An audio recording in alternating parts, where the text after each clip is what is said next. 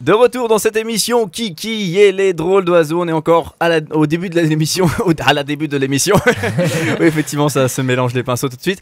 Alors donc, la première rubrique, elle est consacrée à la saga Twilight. C'est Joël qui nous parle de tout ça. Et donc, tu nous as présenté un peu tout le bazar. Hein. Donc, toi, tu n'aimes pas spécialement Twilight, tu trouves ça relativement malsain, alors qu'à la base, en principe, la nana qui a écrit ça, eh bien, elle pensait justement d'écrire une histoire assez saine, une histoire d'amour saine, et surtout sans sexe, n'est-ce pas C'était ça l'idée, hein, si j'ai bien compris. Hein. Si vous lisez un peu des interviews, etc., elle insiste énormément là-dessus, en fait. C'est vraiment le leitmotiv dans les interviews. Elle dit, oui, la littérature pour adolescents est pleine de sexe. Moi, j'ai écrit une histoire qui est différente.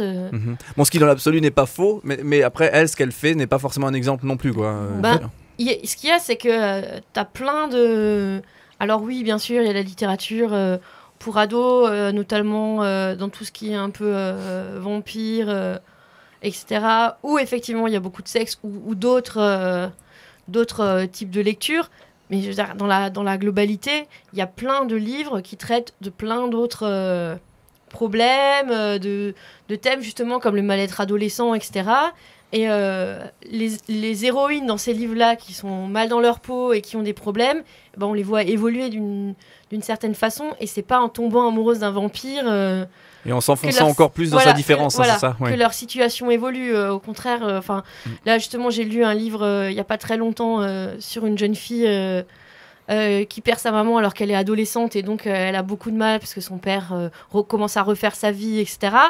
Mais je veux dire, elle n'est pas amoureuse d'un vampire. Moi, il faut l'avoir sous la main aussi, le vampire, ouais, pour le coup. Non, mais je veux dire, elle essaye pas de ne pas avoir d'amis. C'est vraiment la réalité de la vie, et comment les choses à un moment donné se déroulent, et comment elle arrive, je veux dire, à renouer la relation avec son père, etc. Parce que dans Twilight, j'ai aussi l'impression que la relation entre les parents de Bella et Bella, c'est pas tout à fait ça non plus. Bon, j'en ai pas parlé. C'est aussi du particulier, c'est vrai. Et Alexis, tu voulais dire quelque chose Ouais, je voulais dire qu'on dirait finalement que ça ressemble un peu à de la zoophilie. Non, mais c'est un espèce d'amour interespèce.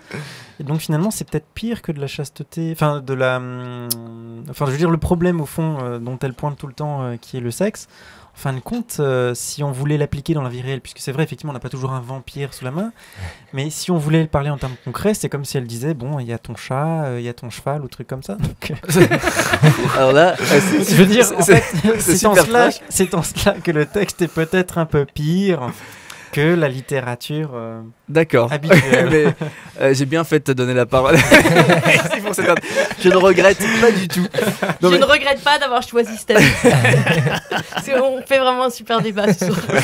Non, mais bon, après, je sais pas si on peut faire un rapprochement de la sorte, mais en tout cas, c'est vrai qu'il y a quelque chose de malsain, et c'est vrai que dans le 3, moi qui ai vu le film, vous l'avez tellement bien souligné tout à l'heure, quelle chance que j'ai eu. Et bien, donc dans le 3, effectivement, la conclusion du 3, c'est qu'elle est différente. Et justement, c'est ça, elle est différente, elle est pas comme les autres, elle est spéciale, elle est bizarre. Et c'est pour ça qu'elle C'est une sirène, en fait. C'est pour ça qu'elle... Je sais pas, non, pas du tout. Mais c'est pour ça qu'elle va aller justement vers ce garçon et non vers l'autre qui est normal. Enfin, le loup est présenté comme normal. Ouais, c'est assez bizarre. Mais dans le tout début du livre, donc dans les 82 premières pages, d'accord. on la voit quand même aller au lycée. Oui. Et là, elle est nouvelle, etc. Mais on voit vraiment qu'elle n'essaye absolument pas de s'intégrer à aucun moment. Et à un moment, il y a genre le capitaine de l'équipe de foot ou je sais pas quoi qui commence un petit peu à s'intéresser à elle, à la dragouiller à la cantine. La dragouiller. D'accord. C'est une petite drague. D'accord. Et on sent vraiment, dans la façon dont elle s'exprime, parce que c'est écrit à la première personne, donc c'est vraiment Bella qui raconte dans le livre, on sent vraiment qu'elle méprise les autres. Et que les seuls qui l'intéressent, c'est ceux qui sont assis à la table avec Edward et toute la famille des vampires.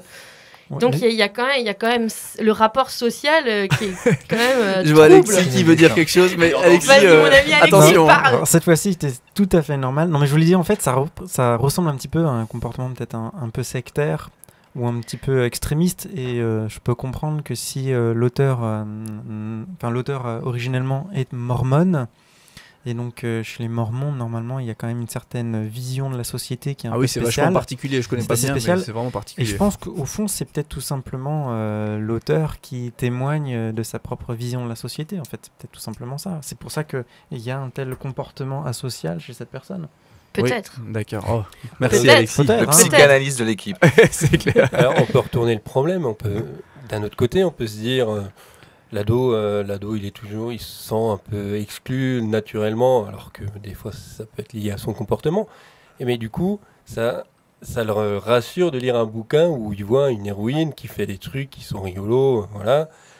Et Non mais c'est pas drôle Twilight. Bon, C'est lugubre du début jusqu'à la fin. ouais, C'est j'ai vu, super noir. j'ai pas lu, mais j'ai vu la première version du film. Bon, après je suis sorti, j'ai dit bon, c'était quoi déjà? Et bon, je suis pas allé voir les autres, mais c'est vrai que ça peut se comprendre dans le sens où on veut peut-être essayer de passer du baume sur les petits adolescents et essayer que On voit le bonhomme qui a des Peut-être, adolescents en cours, tu sais. ouais, c'est ça. Peut-être essayer d'en faire quelque chose. Après, dans les derniers tomes, je sais pas comment elle évolue, mais elle reste toujours dans son. Mais dans Bon, le ça- film, ça évolue très peu. C'est Très peu, terrible. ouais. Cette histoire, elle avance pas. Moi, j'ai regardé les trois. Oui. Et effectivement, moi, le 1, ça allait. Moi, je trouvais ça pas mal. Le 2, je l'ai trouvé affreux. Le 3, c'est pareil, ça s'enlise, c'est affreux. Enfin, vraiment, c'est insupportable. Mais le 1, par contre, il y a une séquence que j'ai beaucoup aimée. Je sais pas si c'était dans les 82 premières pages, quand une voiture fonce sur Bella. Oui, Ah c'est Et ça. là, à ce moment-là, Edouard intervient. C'est juste Et- après ça que j'ai arrêté. Je me souviens même pas. T'as arrêté après cette séquence? Ah ouais non. Moi, je suis allé le T'as voir rien au loupé, cinéma alors. la première fois à cause de cette séquence. Ça, c'était Ah. mon rêve d'enfant, tu vois, Plus ou moins la de séquence, sauver, ça fait cher, d'être hein. surpuissant, oui, et de pouvoir arrêter Une la belle voiture. jeune fille. Voilà, l'air de rien, tu sais. Bon, et puis après, bon, madame, c'est rien, t'inquiète. Tu me Bonne revaudras journée. ça une prochaine fois, tu m'achèteras un croissant. Bon, bref. On peut parler d'autre chose?